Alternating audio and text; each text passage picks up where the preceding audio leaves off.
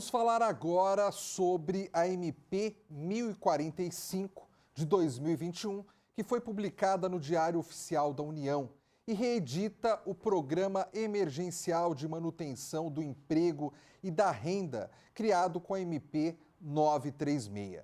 Sobre esse assunto, nós vamos conversar agora com o advogado Plauto Holtz, ele que vai nos falar sobre este tema. Olá, bom dia, doutor Plauto. Seja bem-vindo mais uma vez ao Jornal da Rede Alesp.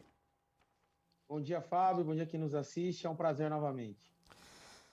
Doutor, com a nova medida provisória sobre as relações trabalhistas, o que mudou referente à suspensão de contrato? Qual o prazo máximo e o valor que o empregado recebe nesse pedido?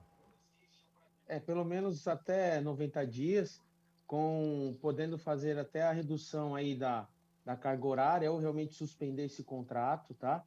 E uma grande situação também que vem para dar um fôlego para as empresas é pelo menos aí 90 dias para poder fazer o depósito do fundo de garantia aí desse funcionário.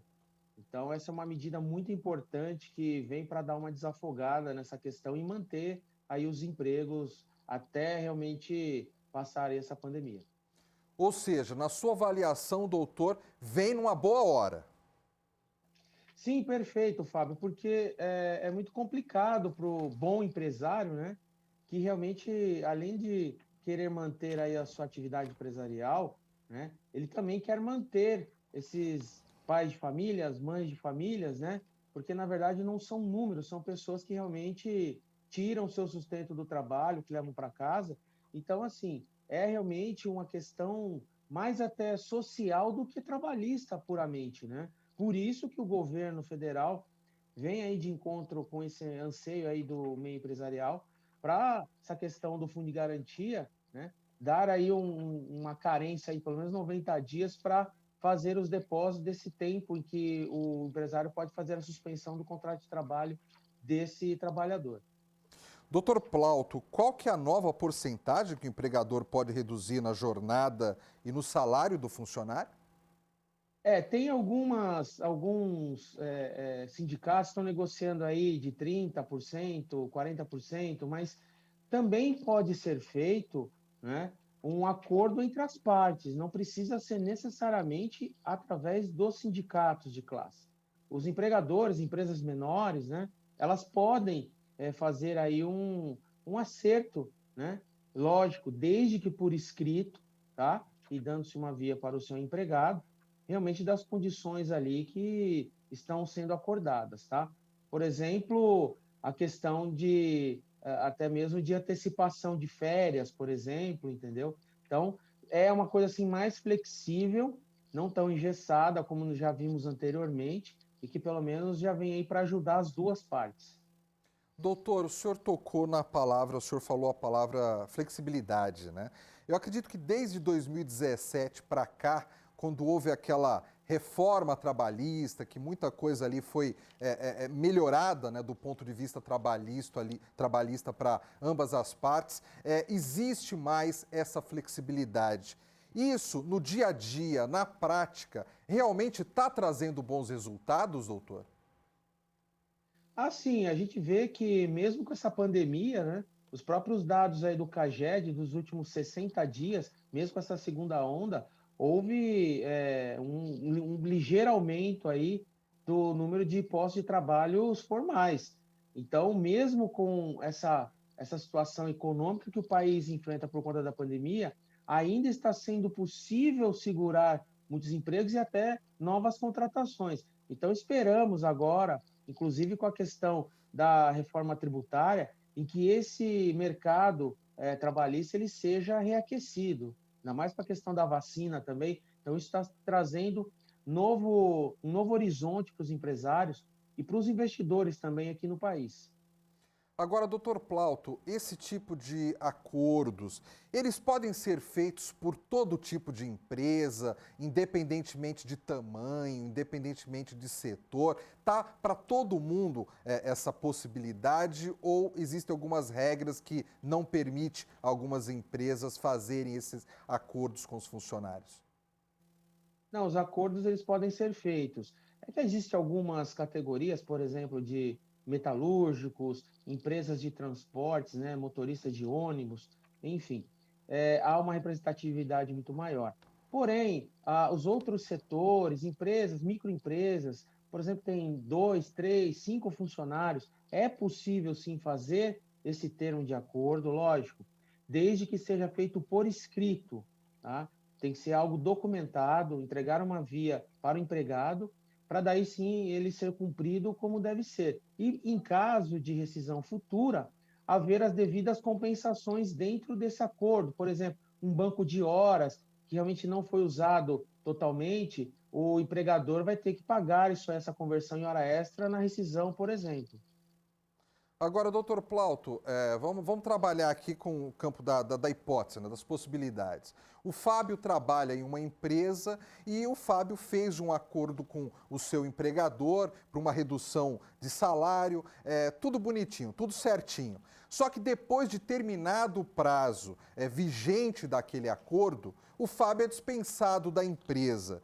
Existe algum compromisso da empresa junto ao poder público de, a partir do momento que ela se utiliza desses acordos de flexibilização com os funcionários, de ela ter um tempo que ela não pode mandar o funcionário embora, ou nada disso está previsto em lei?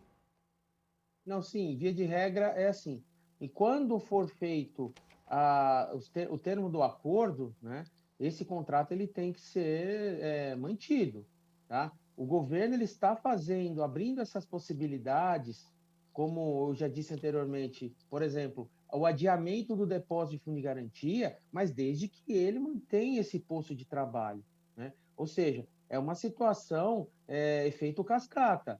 Se o governo concede essa questão, essa ajuda, nada mais justo também que o empregado ser mantido nesse emprego, né? Porque senão aí realmente entra na questão comum, né? E que isso pode até parar aí na Justiça do Trabalho, gerando aí uma questão de dano moral, porque houve na verdade uma quebra, né? De contrato, uma quebra de um acordo.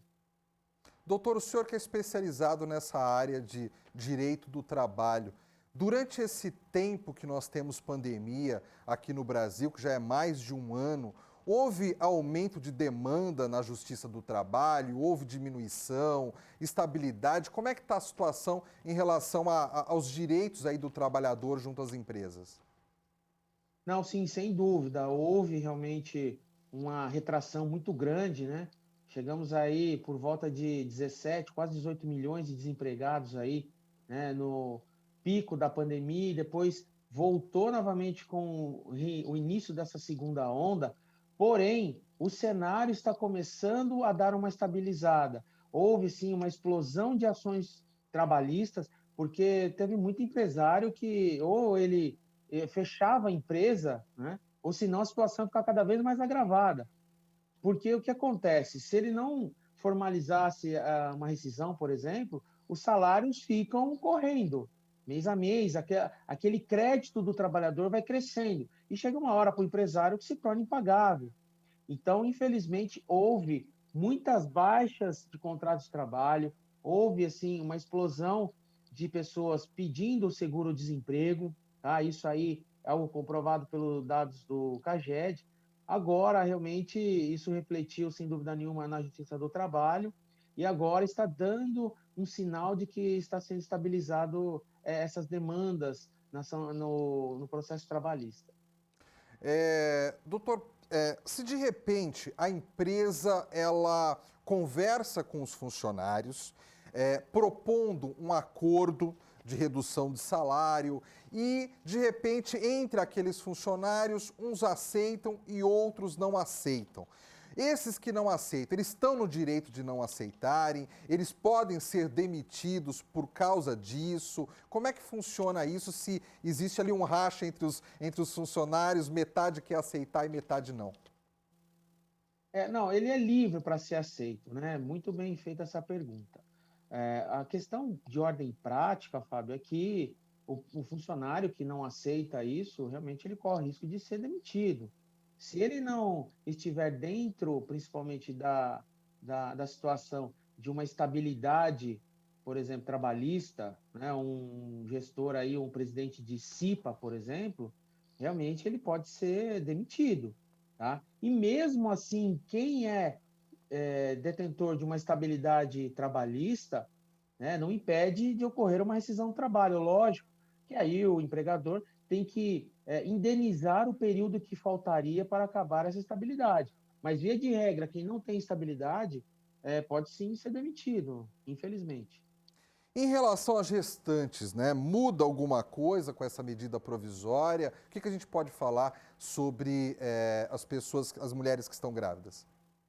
Não, é a mesma situação, né? A gestante tem o seu período de estabilidade e, havendo, no caso, uma rescisão, o empregador tem que pagar aí o restante que faltaria, né? Incluindo todas as vantagens, salários, 13º proporcional, férias, FGTS, mais 40%, enfim, como qualquer outra rescisão de uma pessoa estável, tá? Agora, venceu a estabilidade, o que tem que ser respeitado é o que está dentro da convenção coletiva da categoria, né? Ou seja, a convenção coletiva é acordo anual que sai, que é o chamado dissídio daquela categoria, e lá tem o documento no Sindicato dos Empregados que tem essas regras, por exemplo, voltou da estabilidade gestacional, mesmo assim pode haver uma estabilidade ainda temporária por mais 60, 90, 45 dias, depende muito de cada categoria. E isso tem que ser respeitado, ou senão tem que ser indenizado. Doutor Plauto, os benefícios, plano de saúde, vale alimentação, vale transporte, isso pode ser reduzido? Como é que funciona isso em relação à lei? Especificamente, por exemplo, a questão do vale transporte, lógico, vai para o home office, vai trabalhar, o empregador não tem essa obrigação.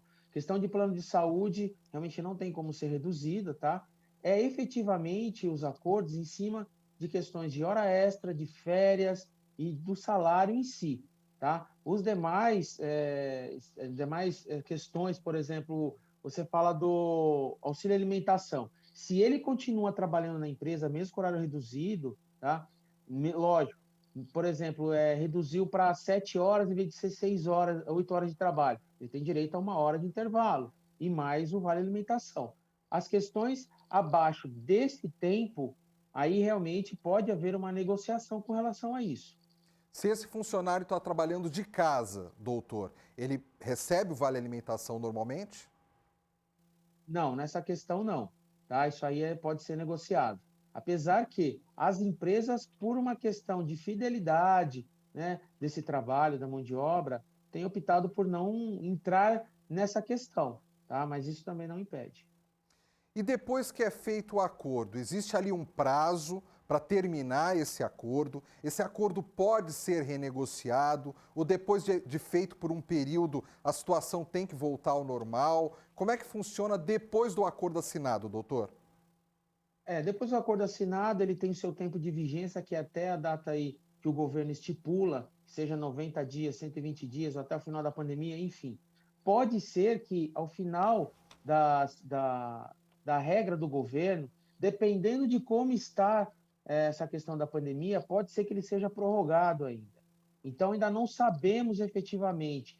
Por mais que tenha um prazo, não sabemos ainda, tá? Prazo de 90 dias ainda é muito cedo ainda para falar se realmente vai ser prorrogado ou não. Esperamos que, lógico, com a vinda da vacina e outros investimentos, né, isso aí realmente não seja ampliado, né? Mas a gente ainda não sabe ainda, é muito cedo ainda para ter um panorama ainda mais eficaz sobre isso. Doutor Plauto Holtz, advogado especialista em direito trabalhista, muito obrigado mais uma vez por sua presença aqui no Jornal da Rede Alesp.